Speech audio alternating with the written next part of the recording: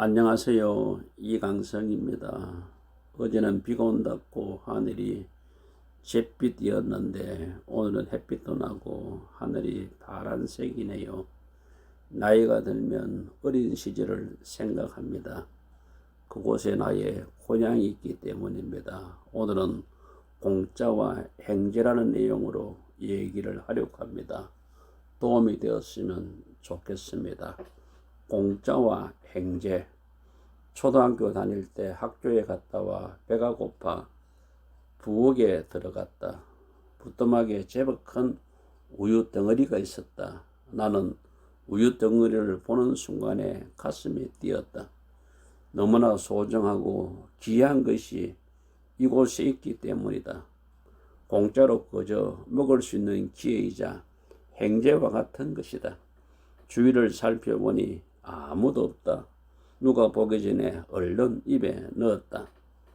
맛을 느끼려고 하였는데 음미할 사이도 없이 순식간에 들어간다. 중요한 것은 맛을 느끼는 것보다도 내 입 안에 넣는 것이다.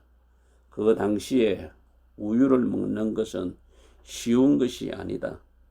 구호품을 학교에서 강냉이 죽은 자주 준다. 점심시간이 되면 강냉이 죽을 반별로 배급을 받는다. 선생님께서 공평하게 나누어 주신다. 더 먹고 싶었지만 분량 외에 더 먹을 수 없었다.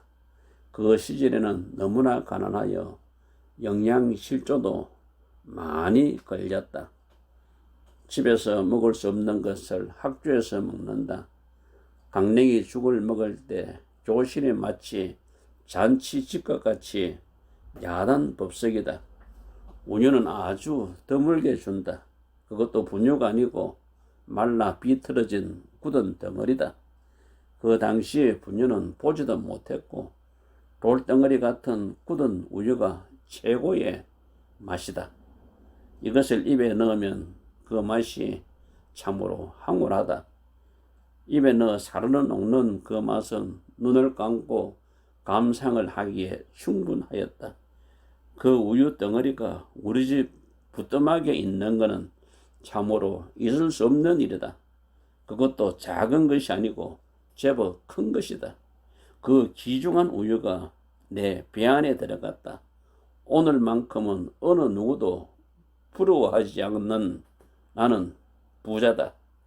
우유를 실컷 먹는 것이 소원이었는데 사실 오늘 그 소원을 풀었다. 난 누가 볼까봐 순식간에 넣었다. 사실 동생이라도 들어닥치면 우유 덩어리를 두고 육박전이 벌어진다. 그렇게 큰 덩어리를 먹었는데 든든해야 할 배가 이상하다. 처음에는 사르르 아팠는데 시간이 지날수록 마치 풍랑을 만난 배처럼 배 안이 요동친다. 부글부글 끓기 시작한다. 배가 뒤틀어지고 아파서 도저히 견딜 수가 없었다. 속이 너무 쓰리고 나는 내 자신을 어떻게 해야 할 바를 몰랐다. 하늘이 노랗고 정신이 혼미해진다.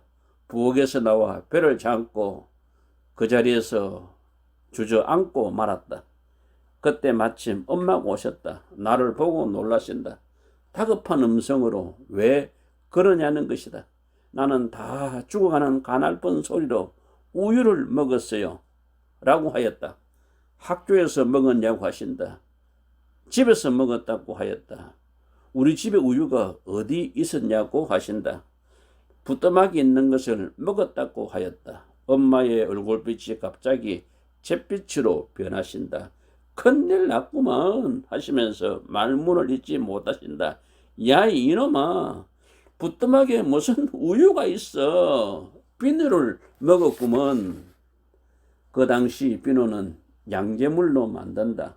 양잿물은 독성이 강해서 독약과 같은 것이다. 간혹 양잿물을 먹고 자살하는 사람도 있었다. 엄마는 큰일 났다. 큰일 났다고만 계속하시고 어떻게 할 바를 모르고 발만 동동 구르신다. 지금 같으면 응급실로 가서 위 세척을 할 텐데 그 당시는 그런 것은 있지도 않았다. 다만 민간요법으로 하였다. 아버지께서 나를 눕으시고 입에 물을 넣기 시작하였다. 그때 그 고통은 말로 표현할 수 없다. 나는 너무 힘들어 더 이상 하지 않겠다고 입을 다물었지만은 아버지는 하지 않으면 죽는다고 하시면서 내 입을 억지로 벌려 물을 계속 집어넣었다. 양제물 성분 때문에 배가 아픈 것보다도 입에 물이 들어가니 더 고통스럽고 힘들었다. 나는 그때 물 고문이 어떤 것인지를 알 수 있었다. 아버지께서 얼마나 배에 물을 넣었는지 숨쉬기도 어려웠다. 배가 마치 올챙이 같았다.